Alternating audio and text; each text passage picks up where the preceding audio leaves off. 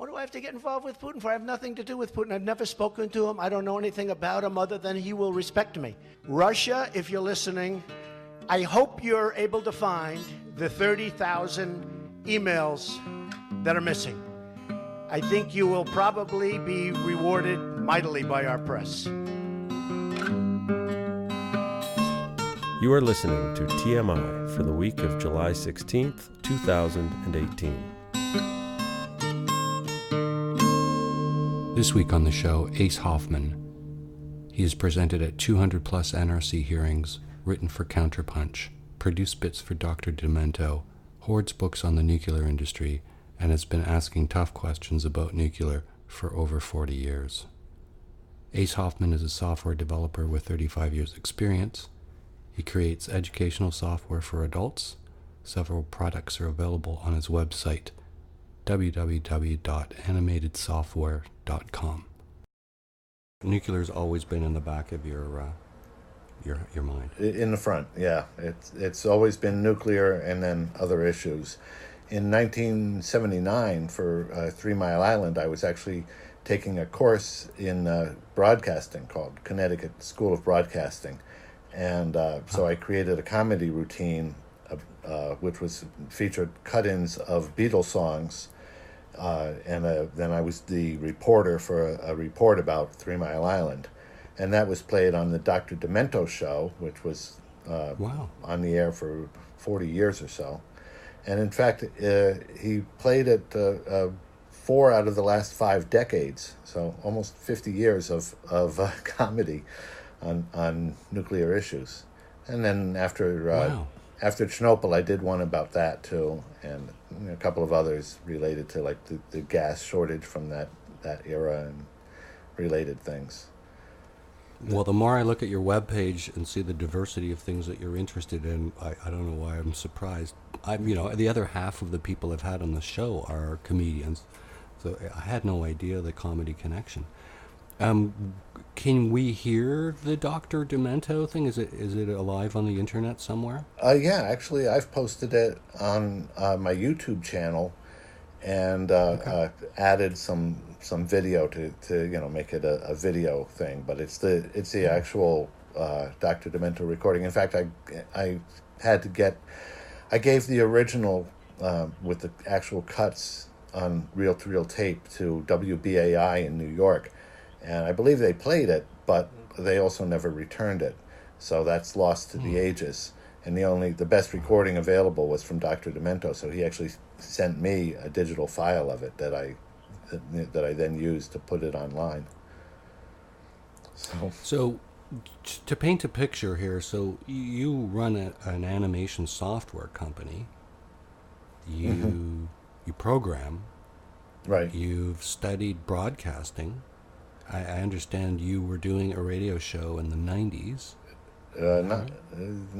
Yeah, I guess I did do one for a little while in the late 80s or early 90s. I think it was in the 80s. And that was on a very small station where you actually had to buy the time yourself. So I think it only broadcast during the night, and the range I don't know what the range was, but the number of listeners was probably in single digits. So. But I did save all those recordings. Say again? Wow. What was it? No, I'm just wowing at your all of this. So what's fascinating for me, I'm on episode 52 here. So it sort of marks a year of weekly podcasts. Yeah, wow. Congratulations. If you take a couple weeks off, though, it's hard to get rolling again. And you ask questions like, should I keep going? And so what are your thoughts on that? You stopped. Now we're in a culture of all these podcasts. Maybe there should be an Ace Hoffman podcast. I've considered doing it. One of the I wanted to mention, this might be encouraging to you, one of the broadcasts that I did for the radio station, I then transcribed and posted it on the internet. It was a broadcast condemning the use of radioactive materials in outer space. And then Carl Grossman, who's a investigative reporter from Long Island, found the thing that I had posted and contacted me and said, "Did you know that they're going to launch something called Cassini, which is going to have 72.3 pounds of plutonium-238 on board?" And I'm like, wow, I didn't even realize that. And this was back in the 1990s, I guess, or mid 90s. And so I then joined him and several others in protesting the use of the launching of Cassini. And he and I have been friends basically ever since. And that's what really got me started doing the blogging and being more active in my nuclear efforts. Well, it's interesting because, I mean, even NASA has a statistical probability for a failed launch. It's I think it's 1 in 220. Oh, at least, yeah. Yeah. So, I mean, it sounds great. It's all for science and we're studying the stars and stuff, but, would you fly a plane with that same risk model? Right, or would you launch radioactive spent fuel into outer space with that kind of a risk? Right. It's preposterous. Many people still think that that's the way to get rid of the waste because once it's gone forever. But getting it out of Earth orbit takes an enormous amount of energy. Getting it into Earth orbit is difficult enough. But the risk of failure is just so high that you're never going to be able to launch it all. And even if the risk were low, the cost would be pretty much prohibitive. It's also just humorously an interesting way of framing a waste we can't deal with. If the only solution is to put it off planet, it's not a viable byproduct, obviously. Absolutely correct, right. And the pro-nukers have said, well, we can dump it in the ocean. We can put it under the ice caps. We can just spread it out, and it'll be such a low radiation risk that nobody needs to worry. I mean, they've come up with every possible solution that they can think of, and none of them are practical. There are no practical solutions. Except not making more. It's the first step, is to not make more. An interesting thing happened here in California, in Southern California, which is, now I had been attending every single NRC hearing about San Onofre, the local nuclear power plant, for over 20 years. And there were just a few other people that would attend most of these hearings until very near the end. After Fukushima, people got more interested. And also after 9/11, there was an uptick in interest. But there was very little interest in what to do with the nuclear waste. Once the plant closed, now suddenly all the activists that are left are interested in the nuclear waste issue, because that's all we have here is a pile of nuclear waste, and the average response is, well, get it out of here and send it to somebody else, which of course is called a NIMBY response, and it's not sufficient. But at least activists are concerned about the nuclear waste, and some of them are being a lot smarter about it than just get it out of here. Something I actually would like I'd like to tell you what I understand about San Onofre, and see where I'm right and where I'm wrong in the story of San Onofre. But one just note I wanted to add was, when you do the risk model calculation, the risk to local inhabitants before the shutdown and after the shutdown, it's a huge win for California, is it not? It certainly, yeah. That it's closed. You've got a decommissioning problem, but at least this thing is closed. Right, absolutely. In fact, in my estimation, and who can tell the real numbers, but in my estimation, the Diablo nuclear power plant, which is about 200 miles, 180 miles away from here, is a much greater risk to the local residents here near San Onofre than the spent fuel that's sitting in dry casks and a spent fuel pool is, because Diablo Canyon is still operating. Yeah. And there's been a lot of controversy about the seismology around Diablo Canyon. Right. But besides that, there are operator error can cause an accident, of old faulty parts that finally fall apart, terrorism, asteroids, tsunamis, earthquakes. There's lots of ways that it could melt down. Sure. And there's 2 reactors there, so you could have a double failure like we saw at Fukushima. So that, to me, that's maybe 1,000 times more risky than the spent fuel here at San Onofre. But of course, the localists are only concerned about the issue, and none of them are, or essentially none of them are that concerned about Diablo Canyon, which I think is really a shame. San Onofre got on my radar. Stories were coming out after Fukushima and it was about the replacing of the steam generators by Mitsubishi.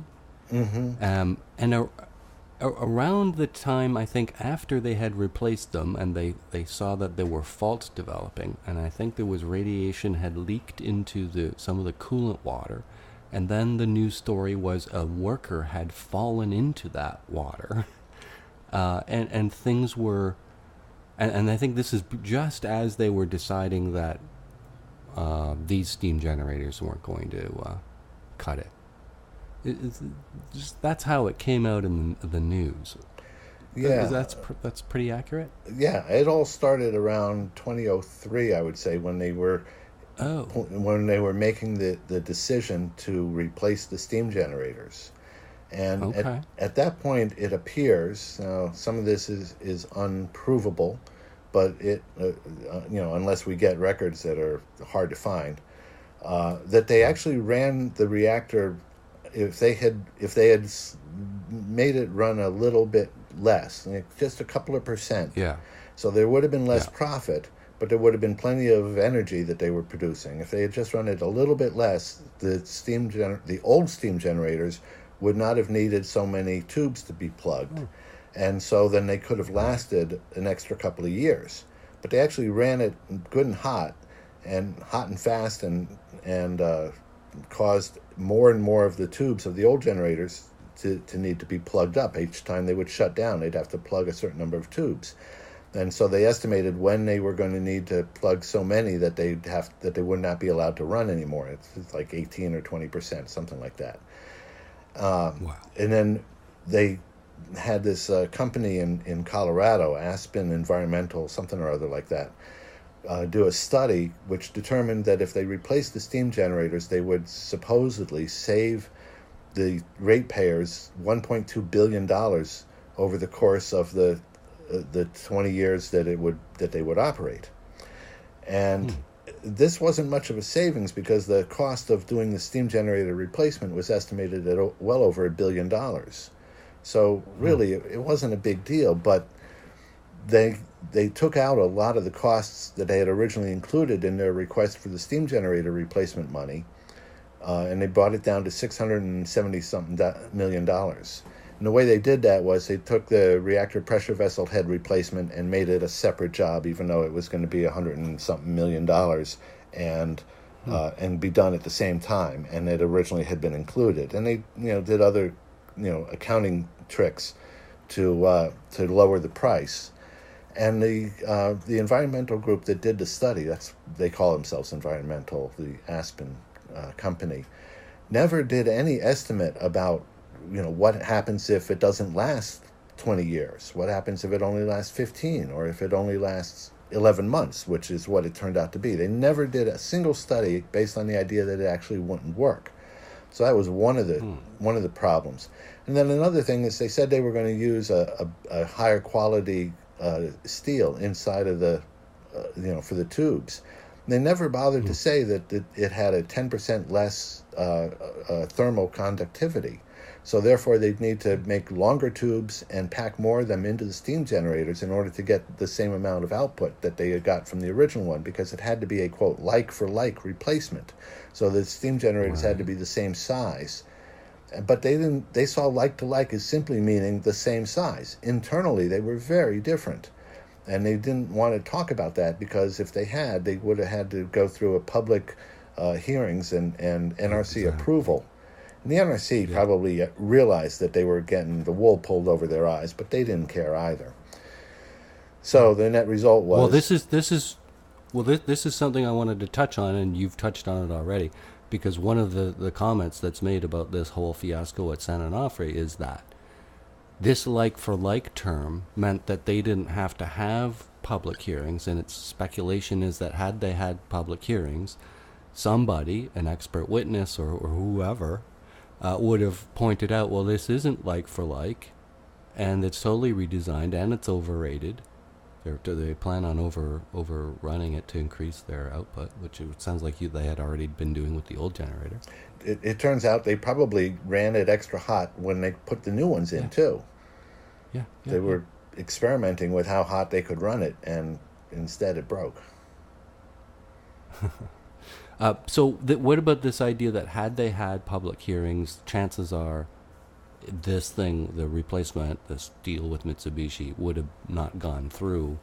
They would have spent more time looking at whether it was a like-for-like replacement. Well, the two don't really go together. If they had public hearings, it would have been because it was not like-for-like. As long as it was like-for-like, right, they didn't need the public hearings. So it would have come out that they were different. And whether or not anyone would have looked carefully enough at whether the differences were significant is anybody's guess, but the NRC seems to approve everything, so, and the public seems to not be allowed to influence the decisions. So, I mean, the local public feels pretty strongly that it was the opposition to the replacement job of the opposition to restarting it that finally got the plant permanently closed. I don't know if that's true. The financial obligation was to run it at 70% power, which was the original proposal, to run it at 70% power for 5 months and see how whether or not there was any damage. They weren't going to make any money. I mean, it just wasn't financially. It wasn't making any sense. So perhaps the activists had something to do with it, but we'll never know.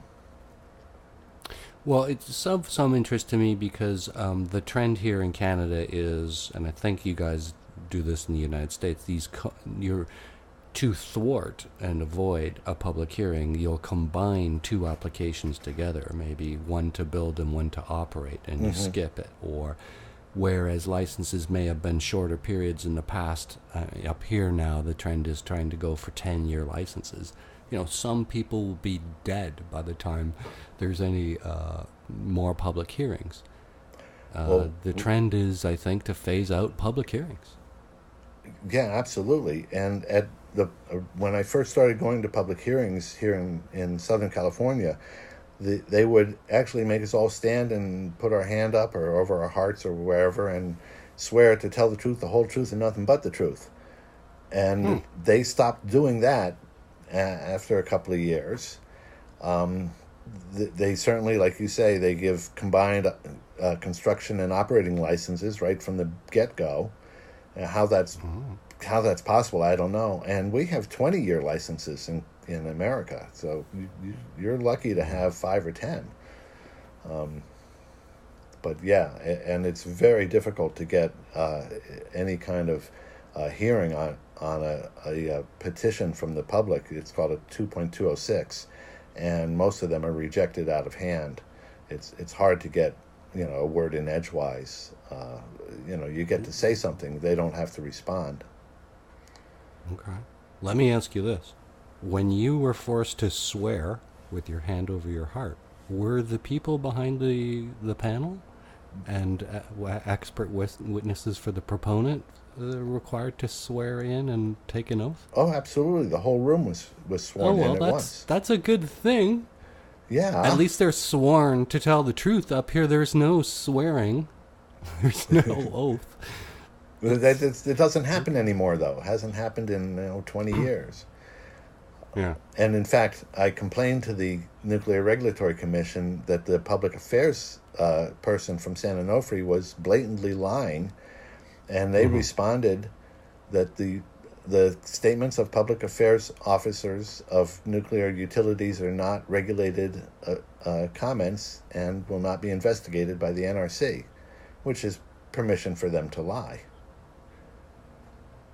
It's technically military or government propaganda, depending on who owns the reactors. I mean, up here, they're owned by the provincial government. It's more I argue it's easier to understand nuclear in Canada because, at least in the case of Ontario, it's actually the province, the government, that owns the actual reactors. There's one case of a plant where it's run by an operator and middleman, because our electricity doesn't seem to be expensive enough. We had to have a middleman. But essentially, because the owner of the plant is the proponent, at least they're identifiable and usual suspects at our hearings. Whereas in the United States, there's a whole wide variety of owners and operators and utilities and conglomerates. Yeah, I don't know which is better.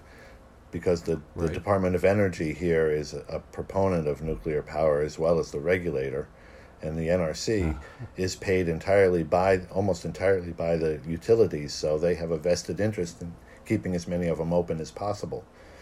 90% of their funding is from the utilities. It's very similar here in terms of how the CNSC funds itself.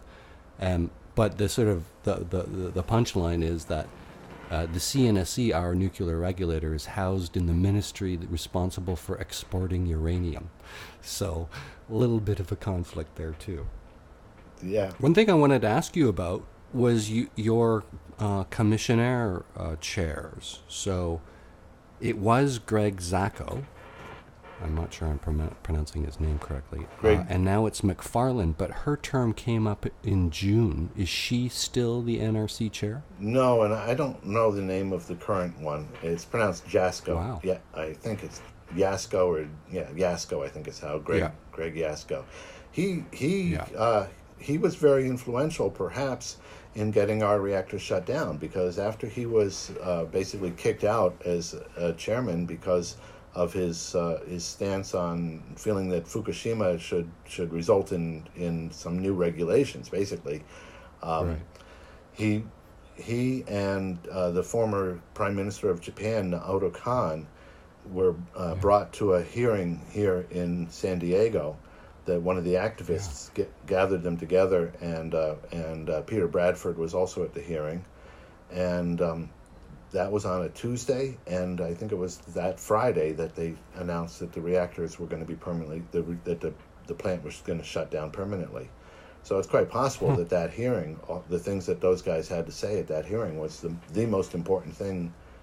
If the activists had anything to do with it, that was probably that was the linchpin event that closed the plant. Although it could be argued that they made the decision earlier, or they would have made it anyway, or whatever. Well, there's an interesting moment towards the end of his reign. Wasn't there a deadline after which no licenses would be approved? And so there was this big rush to have license extensions come in before a date, and I think it was after this date was implemented, was if there wasn't a solution to the nuclear waste on site, then no more licenses would be approved. So they got flooded with a whole bunch of license extensions all before the deadline. Does that ring a bell? It does sort of ring a bell, but obviously that didn't work out that way, because there's a 45-year-old boiling water reactor that I forget which one, that's just applied for an extension to their license to operate for a total of 80 years. So the first reactor to ask for to operate that long, and it's 12 or 13 years before their current license expires. So obviously they have some reason why they want to get this out of the way good and early. There's no conceivable reason why they should do this before they're 2 or 3 years prior to the end of their current license, and yet here we are some 13 years prior, and they're already applying for the license. I sent you some links to these Canadian hearings.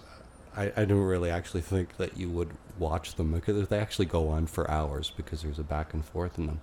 But you watched.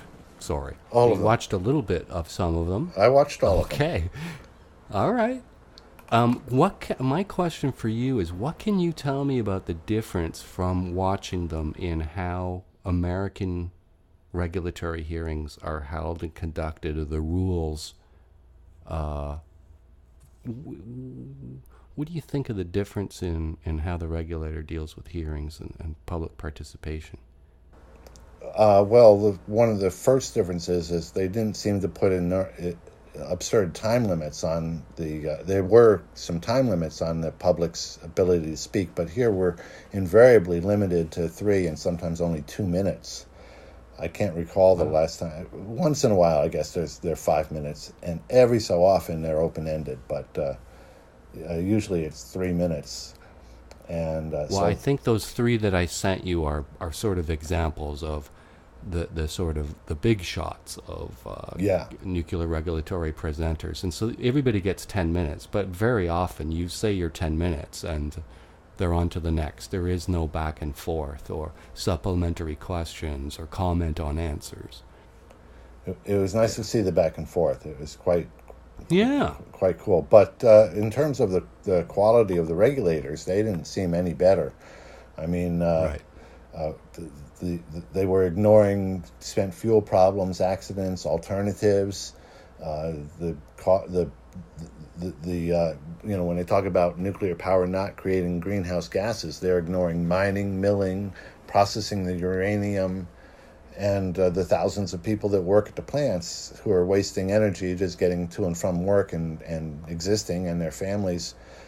They solve all those logistical questions by 2 means. One is the regulator is sort of interested up to the fence line, largely, of the plant. Yeah, that and sounds 2, about right. all those other decisions like alternatives or how much it costs or ethics or military proliferation or any of those things, the way they've set it up is they've got the federal government as the regulator, and all those other decisions, health, evacuation, risk modeling, I mean, every possible other aspect of it is really delegated to the province, and there are no public hearings for any of those other issues. So the only public hearings we get are these hearings where the mandate of the regulator is really narrowed down to atoms and fence lines, really. Yeah, they compartmentalize here too. In New Mexico, where they're thinking about putting all of the nuclear waste, one of the senators tried to send questions to various state regulatory agencies. And even though he was asking questions that clearly they would be able to answer, like what are the number of gas and wells within a 50-mile radius of the location, the regulatory agencies that he asked the questions of simply turned the entire thing over to say, the feds have to answer these questions, the NRC has to answer these questions, this is not our department. When clearly it was as if they hadn't read the questions at all, because some of those questions were clearly the ones that they would have no trouble answering, or at least they could develop the answers and they had the information, and they are the regulator for those other entities, and yet they wouldn't answer even those questions. They just turned it all over to the Nuclear Regulatory Commission, mostly, or other federal agencies. It's a convenient strategy, yeah. Yeah. You've presented at a whole pile of public hearings. Yeah. Can you walk me through a few examples of what your positions were in some of those presentations? Well, usually it's that, you pick up on some. I like to speak near the very end and then comment on somebody who's said something that I felt was absurd in some way or other. So now that I'm in my 60s, I'll take some notes. I used to try and do it all just off the top of my head, but as I age, I find that it's good to have a couple of little cheat sheets that tell me what I want to talk about. Otherwise, I'll forget one of the 4 or 5 topics that I've come up with that seem worth mentioning. So, and I'm really careful not to use, not to have the guy say, could you wrap it up? You're going a little over our time. And they very seldom have to say that to me. It seems, I don't know, I like to be polite. And even though, of course, in my heart, I want to tell them, you're all liars and murderers. And who do you think you are? But I refrain. Right. Well, I've presented at a few hearings myself, and I'm one of those presenters who doesn't get that 2.5 hour back and forth. I And I don't think I'm, rude or anything, but I do like to point out some ideas that they don't want to have mentioned at the hearings. And so when I'm done, they're happy to have me go. But yes, containing your anger. And so do you approach, I like what you said, that you'll comment on things that you thought were misleading at the hearings. Yeah, I think it's really important not to bring a prepared document, because what's said at the hearing almost invariably needs to be responded to. And so someone like me with 45 years of studying this stuff has to be there to say, no, what that person said is not correct, or what that person said. That's just the way I feel that I can be most useful. So the way they do it, it would be hard to have yourself come up towards the end of the hearings, because it's somewhat random how they pick who goes on after whom. And they usually do it strategy for that. They usually do it in the order that you sign up. So I'll get there early, but I won't sign up until near the end.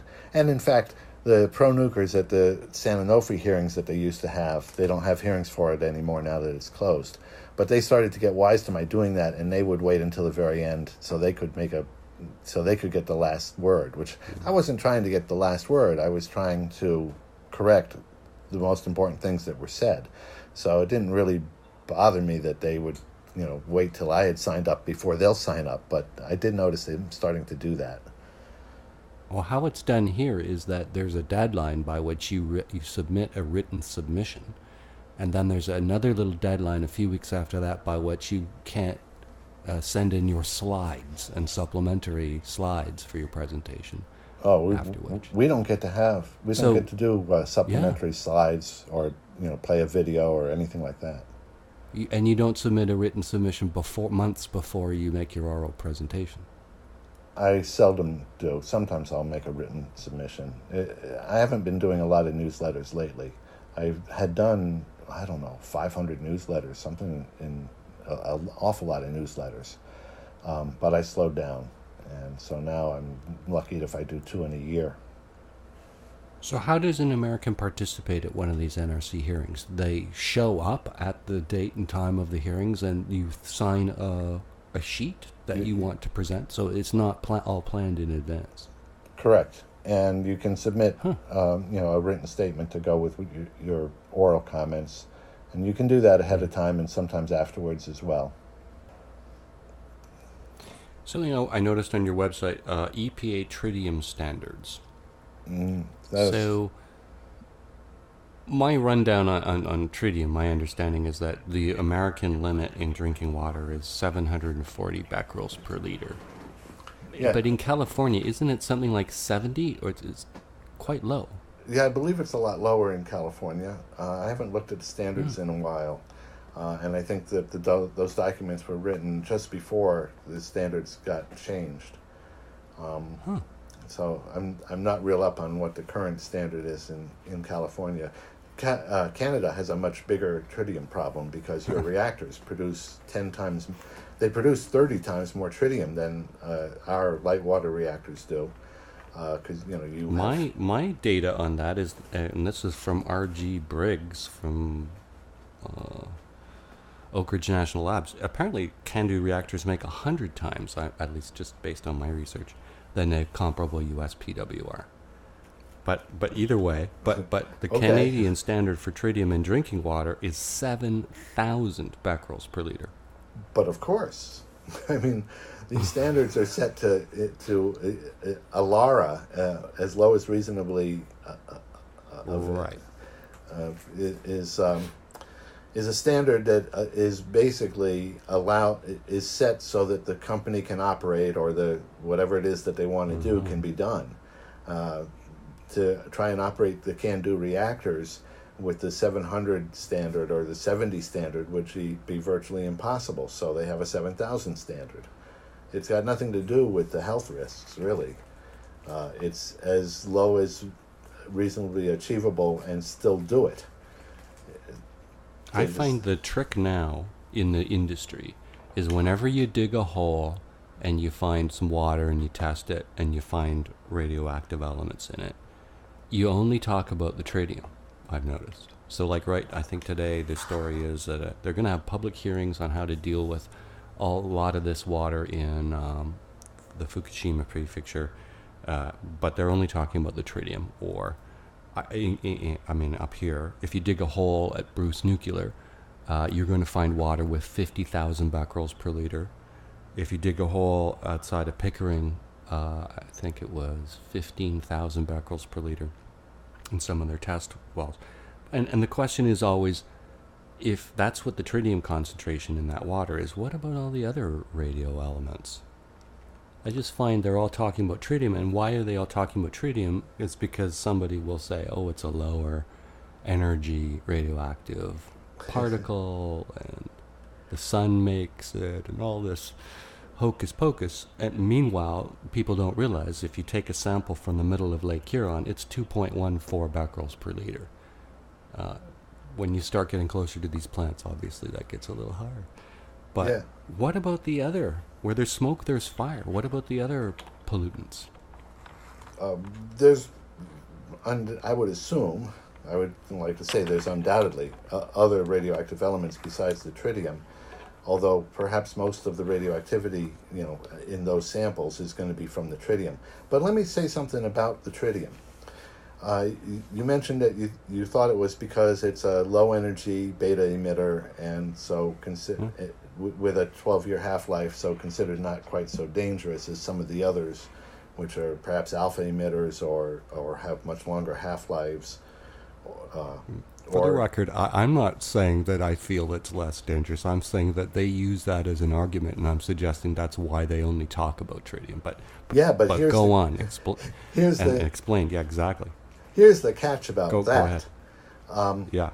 When you say it's a lower energy beta emitter, that it is true that the energy level of the beta particle is much lower than some of the others when it's released. However, the way a beta particle does damage is it's an electron. Okay, a beta particle is an electron that's been emitted from a nucleus of an atom at a very high speed. So until it slows down, it's considered a beta particle, and then once it's slowed down, it's considered an electron. As a beta particle, so when it's moving very rapidly, 99-something% the speed of light, it goes by other atoms and other electrons and other protons so fast that it doesn't have time to do damage. It's not until it gets to the end of its track, and this is true for any beta particle, not just tritium. It's not until it gets to the end of its track and it's slowed down that it can do any damage. This is, for example, a comparison would be to imagine iron filings on a piece of paper, and you have a magnet. Now, if you put that magnet near those iron filings, they're all going to orient themselves towards the lines of magnetism in the magnet, right? Everybody knows that. You did that experiment in 4th grade or something. Well, if you take that magnet and you whip it past those iron filings at a very high speed, it's not going to affect them at all. They're just going to sit there because there wasn't enough time for them to reorient themselves before the magnet was gone. So the beta particle doesn't do its damage until it gets to the end of its track, in the same way that the magnet doesn't do its damage unless it's moving slow enough. So the fact that it's a low-energy beta particle is essentially utterly irrelevant to whether or not it's damaging. All of them only do their damage at the low end that they all eventually reach. So that it's a low-energy beta particle is not only irrelevant, but most of the time radiation effects are measured in total energy dump per pound or kilogram of the human body, of flesh or whatever. And so in that respect, tritium is actually far more damaging because it's low energy, because you have more beta particles for the same amount of energy, and each beta particle doesn't do its damage until it gets to the end. So they're really twisting the effects. And then there's other effects about tritium, which is that it's usually bound up in a water molecule, so it's a HTO instead of H2O, where the T is a tritium atom, the H is a hydrogen atom, and the O is an oxygen atom. So instead of 2 hydrogens and 1 oxygen, it's still 2 hydrogens, but one of the hydrogens is tritium, so it's HTO. And when that tritium particle decays, it it leaves the atom, the molecule, and you have all you have left is an HO, which is it's a free radical, and it's going to cause a lot of damage. A free radical will pull off an electron from somewhere, and then it'll wherever it got that electron, that particle is going to need to pull off another electron from something, and it works its way down the chain. And it's perhaps the most damaging part of tritium is this free radical that gets left over when it decays. And So- OH is corrosive, is it? Yeah, not? that too. And it could be anywhere in your body, because water could be anywhere in your body. So, And then the problem with tritium is that it can be ubiquitous. We can breathe it as steam. We can drink it as water. It can get into our food. That whatever concentration of tritium is found in the environment will be the concentration that you find in the people living in the environment. yeah, and it can go anywhere in the body. I mean, water's we're, 70-80% water. I forget the exact number, but it doesn't it doesn't leave the body. Some portion of the tritium is liable to stay for a long time inside the body. A biological half-life and a radiological half-life are two very different things. So although if you get to a clean environment, once you've been irradiated with tritium, a lot of the tritium will, leave the body through, urination or exhaling. But a certain portion of it is not, about 2%, is not going to leave anytime soon. So, One of the most, I think, sort of misleading concepts when we talk about half-life is this, let's say we call tritium as a half-life of 12 years. But the misconception, that might be great if you have 2 chunks of tritium. But if you have an incredibly high concentration of tritium beyond imagination, if a certain percentage of it disappears after a certain time, it still just means that after 12 years, if you had an incredibly high concentration, you might still have an incredibly high concentration of it. well, absolutely. And in fact, a teaspoon contains, trillions and trillions of atoms of tritium. It's an incredibly hazardous substance in very minute quantities. A normal, any radioactive substance, people talk about you need a 10-year half-life before you can start to think of it as being gone. But some of the experts that I've talked to feel that really we should be talking about at least a 20-year half-life. So a millionth of a millionth would be what would be gone after 20 half-lives, roughly a millionth of a millionth. That the 10-year half-life is just not enough. And just for listeners, a half-life just means that half of it might have degraded. And that's why I said if you had an incredibly high concentration, a huge amount of it, the fact that half of it's gone is almost meaningless. It's still there. It's still, right? Well, yeah, I don't know that I'd call it almost meaningless, but yeah, it's still there. Your book, The Code Killers, I'm assuming this is what we're getting into, is the damage that these radioactive elements do to tissues and organs. Yeah, I wrote that about 10 years ago when I had bladder cancer, and I had no idea whether or not they had managed to get it all out, which was done surgically, and so I figured, well, I better write down what I know before it's too late. And it started out as a poster, and then I realized I was going to need several posters, and by the time I had done 8 or 10 posters, I decided that it better turn it into a book.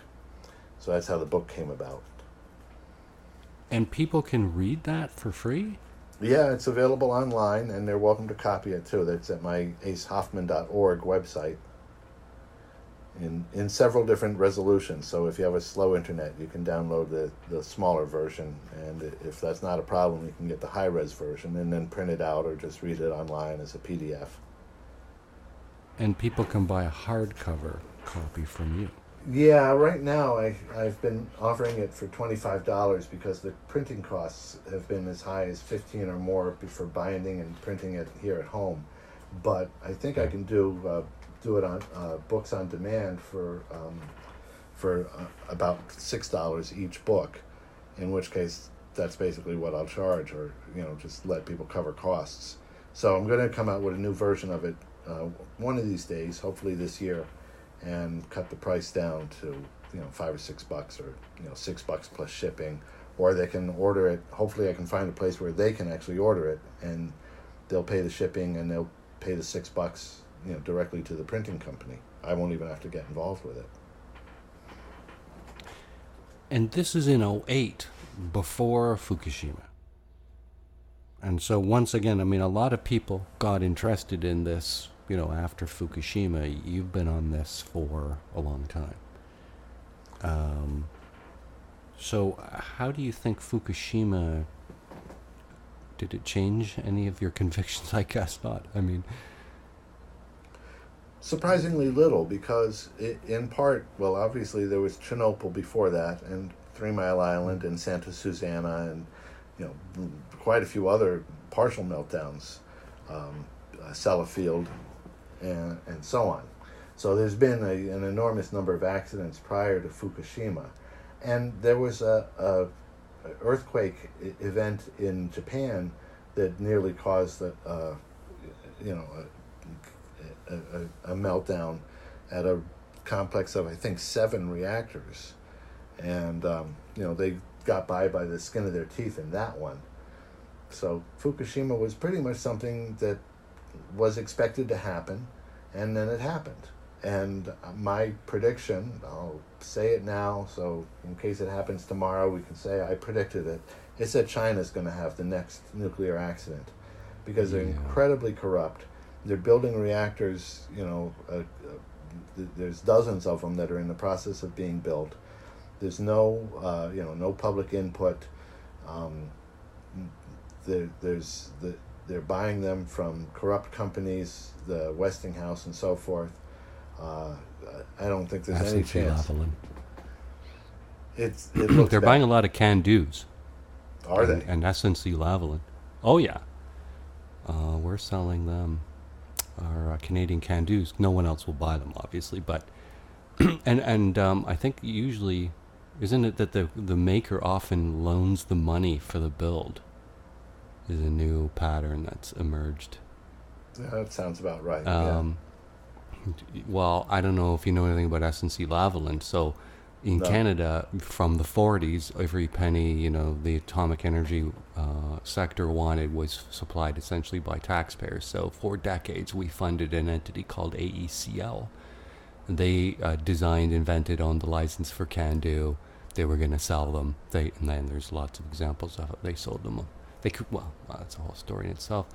But SNC-Lavalin, so our last prime minister, a conservative, Stephen Harper, gave AECL to SNC-Lavalin for $15 million after we had spent, billions of taxpayer dollars for decades on this AECL. They give it to this evil corporation, SNC-Lavalin, who, you can just... that's a whole Googling episode in itself, with charges of corruption, banned by contracts by the World Bank, controversy after controversy. They build prisons and dark sites all over the world. They were shuttling off Gaddafi's sons while the Americans were at war with Libya. Every possible bribery scandals, you name it. Cost overruns, on and on and on and on. So Canada's in the mix of these Chinese reactors. Sorry to derail your point. Well, they may not be very safe reactors either, so right. I'm not sure that it derails anything, yeah. I think South Korea has a CANDO reactor that they've decided to close down. Yeah. They're not going to relicense it, and in fact, they're going to shut it down early. Well, it was after, I can't help myself, it was after selling CANDO reactors to India that resulted in the Indians' weapons test in 1974. But it turns out that even in 1971, I think we were selling CANDO technology to Pakistan. So we essentially, just this province alone, fueled an arms race between India and Pakistan. And then when you start tracing these other countries like Iran and North Korea, and other problem states that have gotten technology from Pakistan, it again comes back to Ontario. So we're not innocent in the proliferation problem. Well, there's a big advantage to a can-do reactor for a small country, which is that they don't have to enrich the uranium. It uses natural uranium, so that makes it a lot easier. It avoids an entire step in the production of the fuel for the reactor. They do need seed fuel to get it started, though, from what I understand. Do they? But, well, to get it started. Okay. Because the uranium-238 isn't fissile, so they have to start it with something. It's the same thing with the thorium argument, how they claim the thorium isn't fissile, but they have to start it with something to get it rolling. What do you make of the thorium and the SMRs and this whole attempt to rejuvenate the nuclear industry? Is it going both of those get away with it? No, both of those are old ideas that were rejected long time ago for a variety of reasons. That they were not practical. The thorium reactors require a sodium, coolant, which is very difficult to work with and corrosive. And small modular reactors are not going to. The whole reason we went to big reactors was because you couldn't make any money or operate them at a cost effectively at anything less than 800 or 1,000 megawatts. And now they want to build reactors that are producing maybe 70 megawatts, and they're not going to be very efficient in terms of the amount of waste that they produce. They may be able to operate with fewer technicians, but they're still going to need the same kind of security around them. That's going to cost a lot of money. And they're going to produce more waste per kilowatt of energy that they produce. I don't think of reactors as being energy producers. I think of them as being waste producers. For 20 years, I've called San Onofre not San Onofre Nuclear Generating Station, but San Onofre Nuclear Waste Generating Station, because that's really the end product. Everything else is a fleeting, electricity doesn't last but a millisecond, a fraction of a millisecond, whereas the nuclear waste lasts for thousands of years. So you tell me which one is the real product that's being created. It's nuclear waste. I did want to mention one more thing about my book, just because, and that's that when I wrote it, obviously I was afraid I was going to pass away, but it did occur to me that I might not. And so I wrote it in such a way that it would be a guidebook for me and anyone else. When you're actually at a hearing and they say something stupid, you can flip to the part of the book that is, that covers that topic. And that's why the book is so colorful, and each page is unique, so that it's not just dry text where you can't find what you need when you need it in a hurry when you're listening to a hearing. So in that respect, it's very different from every other book on the subject. One person described it as a graphic novel, except that it's real. And I gave out about 80 copies at a San Onofre hearing one time. I didn't expect this, but for some reason, a lot of employees showed up at that hearing, and I just stood at the door as they left and handed out copy after copy after copy. A little while later, one of the control room operators, I was doing it at a second hearing, and he said, "Oh, I have a copy, and I like it. I actually like it." That's what he said to me. Another thing that happened is 3 months after I gave out those 80 copies, the reactor company fired something like 70% of their employees. They got rid of one of the contractors and got all new employees.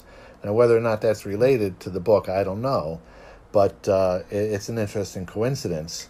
And a whistleblower who was talking to me about bad welds that they were doing for the dry casks, that when they weld the top, they weren't setting the numbers properly on the automatic welding machines, and they were covering this up and intimidating the workers. And he told me that they were not allowed to go to my website in the training rooms. There's actually a note that says you can't go to this website. So for those reasons, I'm rather proud of the book, and I hope everyone will download it and read it. And you don't need to pay me anything. You can just do that. It's free. And I hope everyone enjoys the book. Find us on Twitter @thatarcher, our podcast page, tmi.twxnet.com. Rate the show on iTunes. It changes the way the show is listed.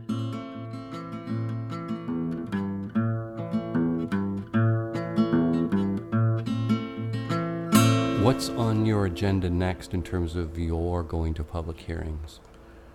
Well, the last few hearings that I went to physically, not over the phone, were in New Mexico to oppose the Holtec's plan to put all 100,000 tons of nuclear spent fuel in one location on the borders of two counties two very poor counties in New Mexico.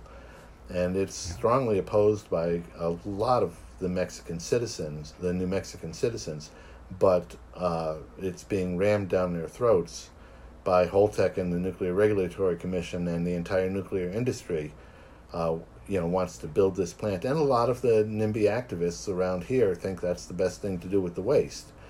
But they're completely ignoring the problems that it entails of transporting the waste twice, first to the interim storage site and then to some permanent storage, which they keep saying is going to be Yucca Mountain.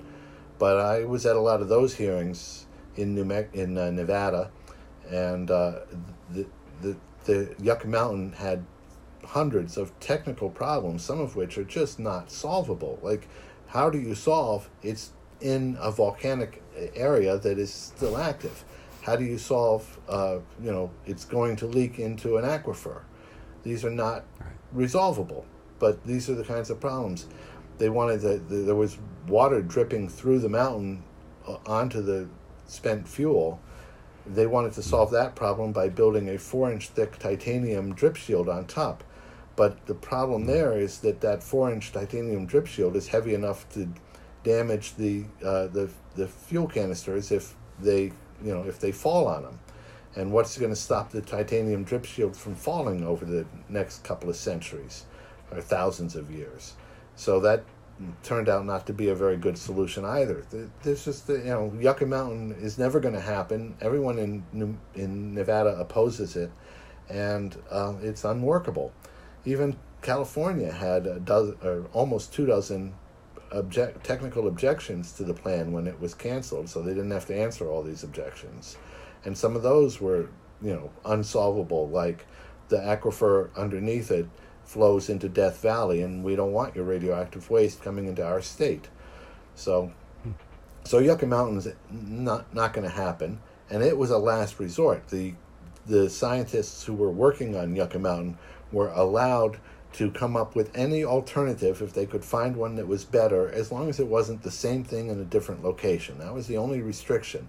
And they looked at other issues. They looked at rocketing it into space. They looked at dumping it into the ocean. They probably even looked at putting it under the ice caps, which are melting away. But they couldn't find anything that was a better solution than Yucca Mountain, in their opinion. And yet, even there were too many problems. Now, of course, the federal government wasn't identifying those problems, but Nevada and California were. So, if the waste goes to an interim storage site, that really means that's where it's going to stay, because there's not going to be a permanent storage site. And in Nevada, in New Mexico, they just want to collect it all up in one place. Now, once you've got it all in one place, the nuclear industry is going to say, well, let's reprocess it because it's all in one place. Reprocessing is a very dirty operation, and all it produces is fuel that can be used for maybe 1 or 2 more times before you can't even reprocess it again. So it might extend the life of some, or the ability to get fuel at a less cost than if you have to mine it and buy it from Canada or wherever. But it's not a very good solution, and it's extremely expensive and dirty. But with all of it in one place, that's probably what they're thinking they're going to do with it. So a couple notes. So the idea that Holtec is the proponent of this plan for interim storage is no coincidence that Holtec is the main maker of these dry casks. So Right. They would stand to make a whole bunch. I mean, that's why they're so into it. Yeah, it's going to make billions and billions of dollars for Holtec, no question. Yeah. And it's going to allow reactors that really should have shut down decades ago to keep operating, because they'll be able to ship their fuel away, and then their pools will be emptier and they won't have dry casks on site, which is fine for the local the local area to not have those things. But they're still going to have an operating reactor, which is, as we said at the beginning of this conversation, probably 1,000 times more dangerous. So it solves really nothing. It enables the industry to keep going without having actually come up with a solution to the problem. And New Mexico doesn't want it, and so we went down there and assured them that not every activist near San Onofre thinks it's a good idea either. And I gave out a bunch of my book. We just had hearings at Chalk River, it's not a electric producing nuclear installation, but it's where most of the R&D and medical isotopes, and it's a sandbox for suit dummies essentially, but it's an ongoing disaster. We wouldn't believe the stuff that's heard at these hearings. It's off the scale. And there was a 1952 meltdown of the NRX reactor. There's been a couple meltdowns. I think Jimmy Carter visited in 1952 to help Canada with its nuclear meltdown, a historical note. But at these hearings, we're hearing about, examples of, when they had their meltdowns, they literally dug a hole in the sand and dragged the reactor core using a transport truck into a hole and then buried it in sand, so when it rains, you can... And so there's the local indigenous population, there's a river nearby. It's an ongoing disaster. And so, if there are these hearings and there are environmental impact studies, and if you could come away from those hearings with some kind of reassurance that at least people are talking about this stuff. I noticed in the paper a couple days ago that CNL, which is the corporation that's operating the site currently, there are plans afoot for fuel reprocessing. And wouldn't that be after it's been, everywhere it's ever been tried has been a disaster? An environmental disaster, yeah. Yeah, and a financial one. Yeah. I mean, France, that site, La Hague, they run radioactive waste out to sea by pipe. I mean, it's not a good track record. Japan's attempts at fuel reprocessing, I think that Manju is another example of just constant failure. 40 years, nothing produced. Yeah, I think Manju was I think a breeder reactor, but the breeder reactor. Tokamai, I think, was the reprocessing site. Okay. So yeah, reprocessing is dangerous and dirty and expensive, and accomplishes very little even when it works. And it's my understanding that if you were to weigh a fuel rod, so the zirconia, the whole thing, after reprocessing, you only could possibly recover less than 1% by weight of a spent fuel rod for reprocessing purposes. So what do you do with the other 99%? Like, it doesn't make any sense. And just because you've removed a few fissile elements from a spent fuel rod, what about all the rest of the waste in the fuel rod? What do you do with that? So you're not reducing your volume. As you say, you could just buy fresh uranium and enrich it, probably for cheaper. It makes no sense. Yeah, I think they might be able to use the U-238 as well, in which case it's only the fission products that are that they don't know what to do with, and that some of them they store, some of them they release into the atmosphere, and some of them they dump into the ocean, at least at La Hague. So, yeah, and then you reuse it and create more fission products. The creation of fission products is really the worst part of a nuclear reactor, because a lot of them mimic useful atoms that the body wants, and so we readily take them in and keep them, like cesium and strontium and so forth. So the fission products are really the creation of fission products is the big problem with nuclear reactors, or the biggest problem, I think. Obviously the creation of plutonium, the making a the plutonium can then be used in nuclear weapons, and plutonium has a 225,000 year half-life. These are all huge problems as well. It's all a problem. I wanted to mention something about the hearings that I watched yesterday, the Canadian hearings. They mentioned design basis accidents. That's an interesting phrase, because basically what it refers to is all the accidents that your regulator has determined could possibly happen. And they can be pretty serious accidents. But then after Fukushima, they had to admit that that things could be worse than a design basis accident. And they came up with the phrase of beyond design basis accidents. And that's what we have. We have that now. They have to admit that those could happen and plan some sort of mitigation for it, which generally means evacuation, which will not be successful. And I was very interested to hear that in Canada, and I don't think we have this here, you actually have a third category called severe beyond design basis accidents. A design basis accident can already be severe. A beyond design basis accident is by definition severe. What in the world is the difference between that and a severe beyond design basis accident? It's a mystery to me. I found that fascinating. Right. Well, now, hang on. I think those extra categories came after decades of arguing and fighting by environmentalists to get the regulator to even accept the possibility. In fact, even in those hearings, they tried to tie it to an earthquake. They always do that. We're never going to have a Fukushima-style tsunami on the shore of Lake Ontario, and so therefore these worse-than-design-based accidents could never happen. They had worked it. So, and in fact, only in the last few years were they forced to look at scenarios where because if it depends on how you word it. So we're not going to have the same cause of a nuclear accident here, but we could have the same release as a Fukushima-style accident for any number of possible reasons. But they were never willing to plan for that in terms of evacuation or the KI distribution or accept it in any way because of its probability.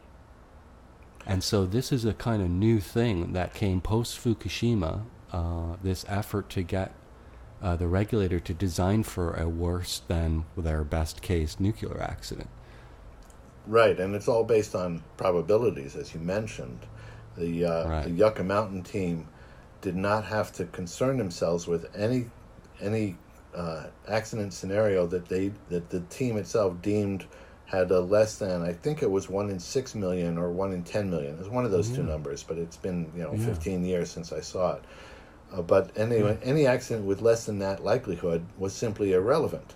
So asteroids, there's no concern about asteroids, even though an asteroid struck the Nevada test site 60,000 years ago or something. And of course, there's that wonderful, huge asteroid hole in Arizona, not terribly far away from either Holtec or Nevada, Yucca Mountain, kind of in between the two. We visited when we were coming back from New Mexico, and it's pretty impressive.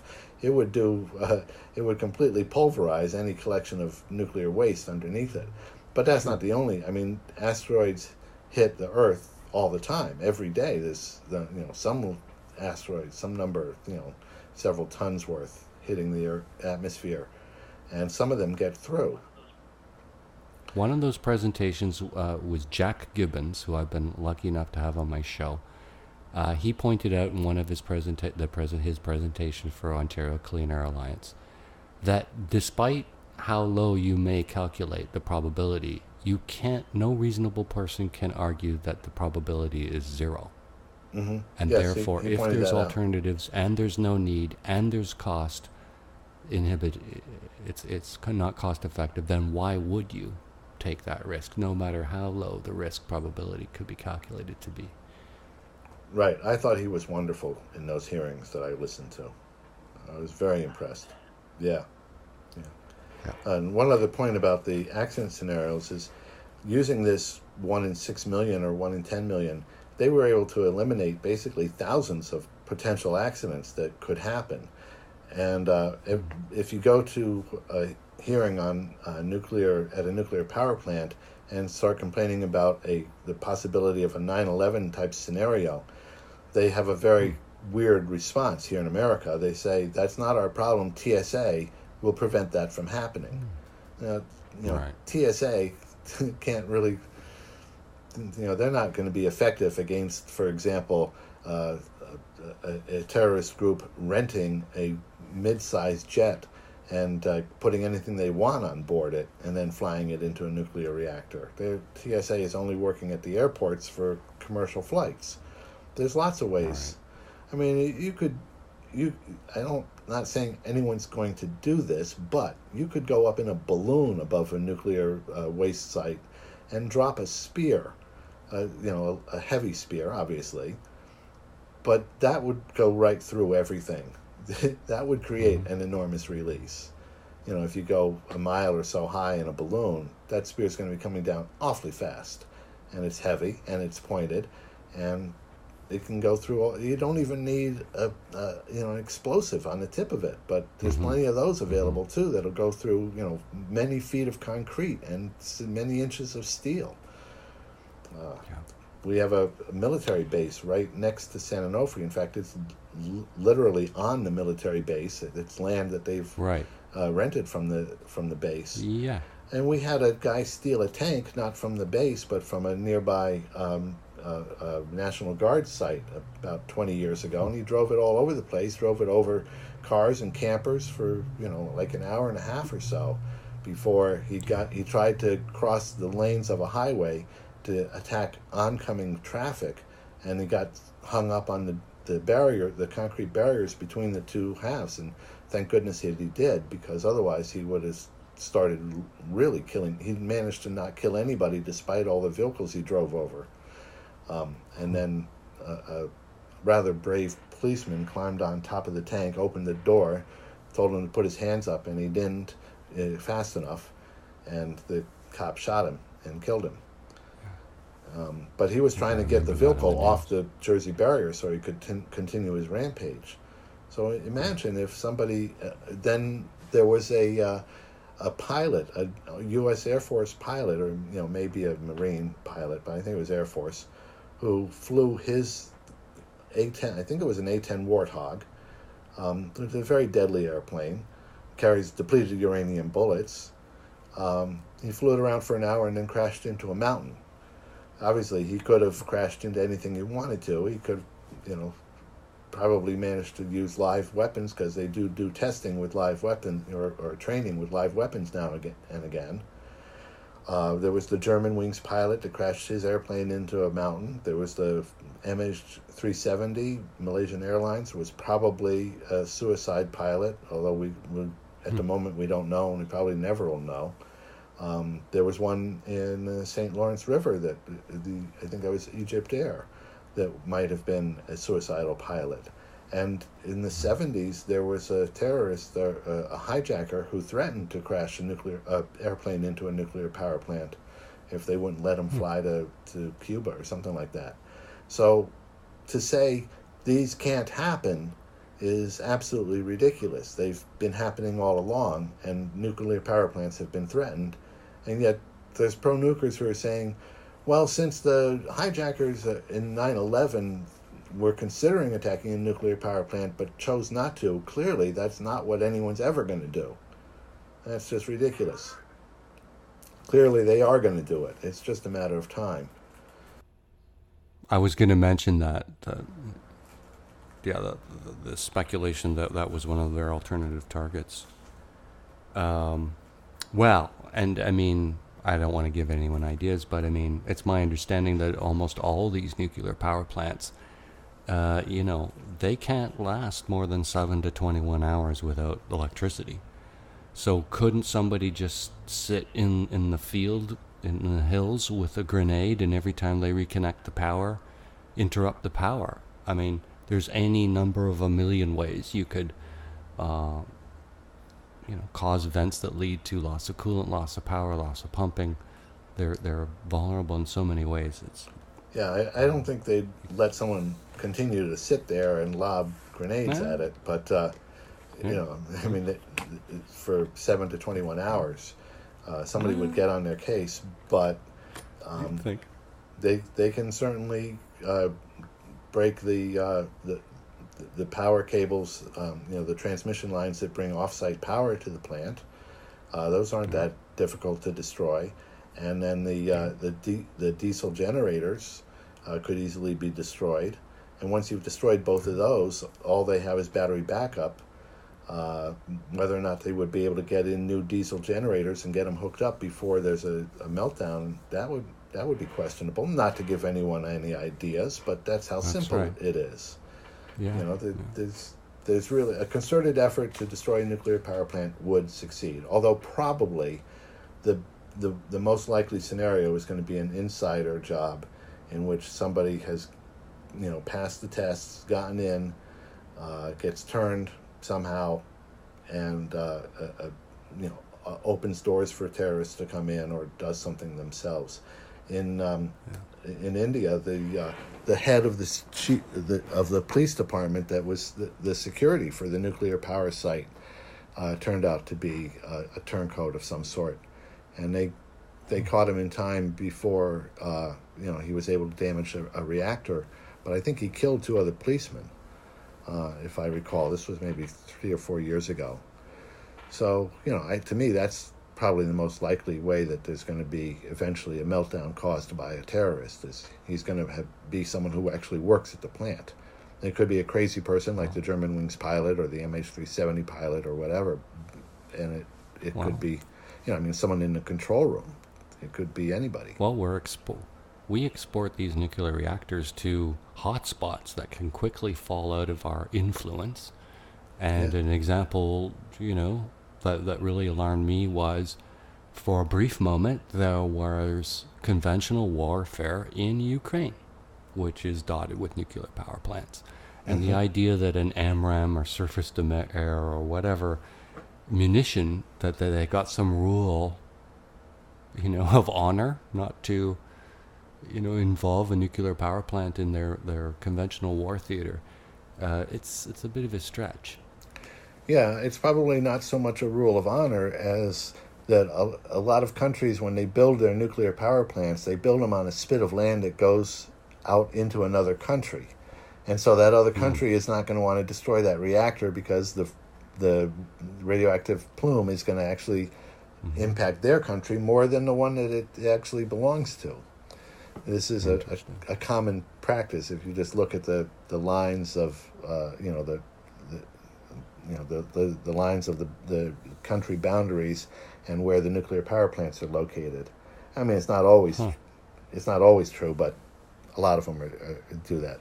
But yeah, seeing one destroyed in a so-called conventional war is entirely possible. And in fact, there was a scholarly book published in I think University of California or one of those California universities, called "Nuclear Power Plants as Weapons for the Enemy and Unrecognized, Peril."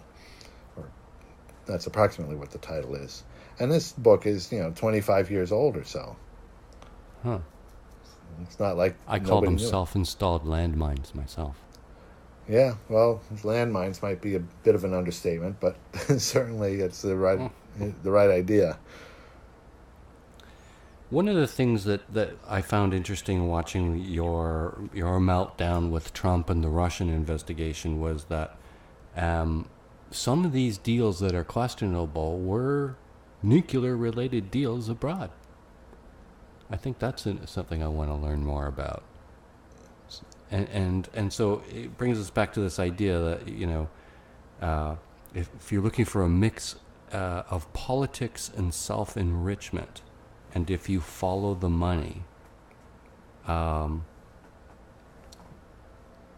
they would go back to giant projects, because with giant projects, there's more room to skim off the top. So I just wonder if that's a real example of, corporations mixing with government, with people who are out for their own self-enrichment and pushing public policy. And they would focus around nuclear plants and projects because they're always, by the tens of billion. Yeah, the heads of the corporations can certainly make wildly high salaries for many years. In China, it's invariably done through graft and corruption, and in fact, sometimes they get caught and executed in China. The punishments are pretty severe there. Here in America, you barely even have to give the money back if you get caught. You might do a couple of years in jail, and your offshore accounts are still safe. Mm-hmm. Is it harder in our current culture, where we seems like we can't vote correctly anymore, and we're fragmented and distracted between the cell phone and the Netflix and the million other ways that we've become fractured? Is it harder to amalgamate a movement to fight things like environmental issues, nuclear specifically, but there's a whole host of problems? Are we too fractured? Is there something about our current culture that makes it harder now? Or are you an optimist? What is it? If you're an optimist, you think things will get good. If you're a pessimist, you think things will get bad. And if you're a realist, you'll realize that the pessimist is right. It's hard to be optimistic these days. I guess the most optimistic I can be is that we'll survive a little longer. That it won't be this problem that does us all in the near future. It'll be some other problem a little bit later. But that's still optimism, I suppose. Maybe it's pessimism to think that we're all going to die eventually, but, the sun's going to explode in so many billions of years, and we're all going to die. Asteroid's probably going to hit us first, and we're all going to die. The asteroid's going to hit a nuclear power plant or a nuclear waste disposal area that was supposedly safe, and we're all going to die. So we're going to run out of oil, we're going to run out of fuel, we're going to, the oceans are going to rise, something's going to happen. A disease that we can't cure is going to take over the entire population. Any of these things are possible. So, why worry too much about these sorts of ends when you have a good opportunity right now to solve one problem? And that's what I try to do. Make it be something else that kills us all, and make it be later. Right. Here in Ontario, I just assume people have heard of Rob Ford. He was the mayor of Toronto, the crack. Yeah. Crazy, insane. Well, his brother ran for and has now become the Premier of Ontario. Okay. And he's one of these typical conservatives. He bought up a lot of votes by promising things for Joe and Jane's six-pack, like buck a beer. And as he's assumed office, there was a moment in the campaign where his adversary, the leader of what we call the NDP, New Democratic Party here, was standing up front of Pickering saying that she would close it down, which is what it was supposed to do in 2016 or 14 anyway. And then a couple of days later, Doug Ford's out there outside of the plant saying all of your jobs would be lost if we shut it down. And so we've got this conservative. He's come in.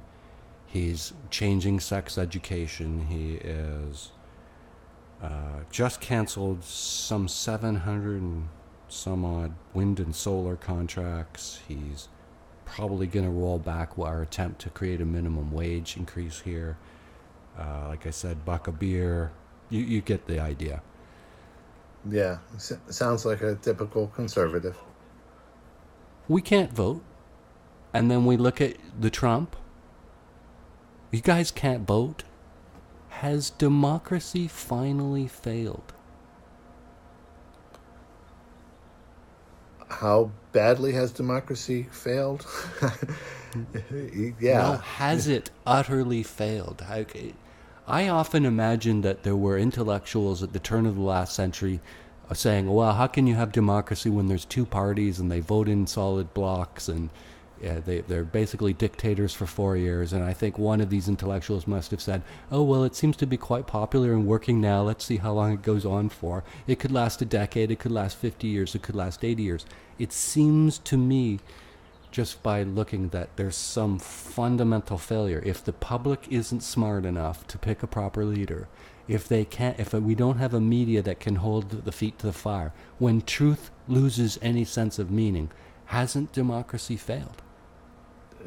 Democracy has failed compared to what? Yes, it's a complete failure, but I don't know of anything that's better. And at least our failure is probably the most important thing is the uneducated public. They're easily swayed by simple arguments, and so the destruction of the education system is the root of all of the failures, in my opinion. I believe that's true. The plan, and I think it was Hillary Clinton's plan to standardize, or at least in part her plan, or maybe it was Bush, I can't remember now. But they wanted to make sure that all the teachers were teaching the exact same thing, and that there was no, you didn't have to worry that a teacher was going off on some half-cocked idea and teaching something that they didn't want to teach. Well, that's just completely wrong. Every individual is an expert in something and knows something particularly well. If what a teacher is really knowledgeable about is woodworking, then let them emphasize woodworking in their classes. If they're knowledgeable about, Aaron Burr, then let them teach about him, or, George Washington, or Frederick Douglass, or whatever. And this whole idea that we should standardize is completely wrong. It's much better that we have people that are very knowledgeable about at least something than that we have people who have been taught to a minimum of this, that, and a few other things, but there's nothing that they really are good at. So, we'd have a country with experts in all kinds of different areas if we would just let the teachers teach what they know the best. I went to a private school, so this doesn't, for the particular year I'm talking about, so it doesn't apply to public schools, unfortunately, but we were taught math by a former U.S. Air Force navigator. So when he was talking about vectors and wind, I thought that was kind of cool. Yeah, you get a whole different level of education from someone like that. Yeah. It's interesting. But, I may have said this before on this podcast, but one of my first memories was, as a child, first news memories, 5 or 6 or 7 or 8, kids flipping through the channels watching cartoons. It must have been a Sunday, and I must have got to the end of the run of the cartoons, and I accidentally turned to Meet the Press. And I swear to God, they were talking about the proposed cuts to education and how one of the pundits was arguing that it could eventually affect our democracy by doing what I suggested before, by creating an uninformed public who's unable to do critical thinking and is distracted by silly stuff and not trained in logical thinking. And here we are. Here we are, indeed. That's what you said. The main failure may not be democracy. It could be our having kept up the standards of education for the public at large. Yeah, and here, of course, you can't get into college without money, or else racking up a huge debt, instead of making college free for everybody like it should be. I just read yesterday that studies are indicated by Timothy Mousseau. His studies have shown that the insects are changing around nuclear reactors. Yeah, I saw that story. Here in America, they were going to do a large study of 4 or 5 different around 4 or 5 different reactors to restudy the question of whether or not there are increased cancer cases. And we went to the hearings for the National Academy of Sciences, and spoke passionately about it, along with I think there was one other activist. So there were 3 of us all together, and they had agreed to pick San Onofre as one of the sites that they would study. And then the Nuclear Regulatory Commission canceled the study because they said they didn't have enough money to do it, and it only would have cost between $6 and $10 million, which is a pittance compared to the budget the multi-billion-dollar budget that they've got. They had plenty of money to study it. They didn't want to study it. They didn't want to find out, and especially they didn't want to find out about San Onofre because the study could easily have included the difference between when the reactor was operating and what happened after it shut down. Because between the time that they approved San Onofre as one of the reactors to be studied, it closed down permanently. And so the effect could be quite clear. It would be quite easy, really, to study that. Yeah. But they canceled the study. So, they don't want to know.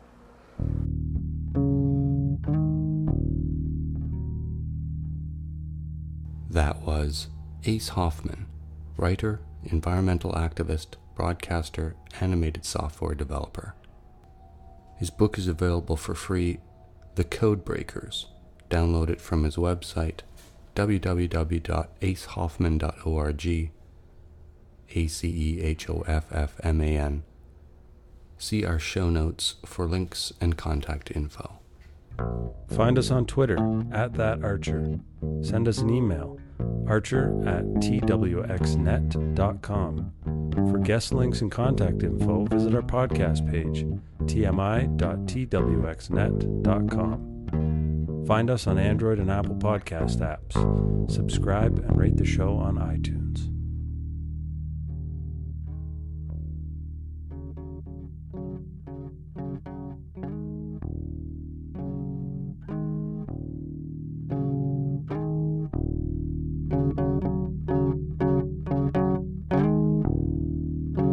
I'm Dave Archer in Toronto. And I'm Ace Hoffman in Carlsbad, California.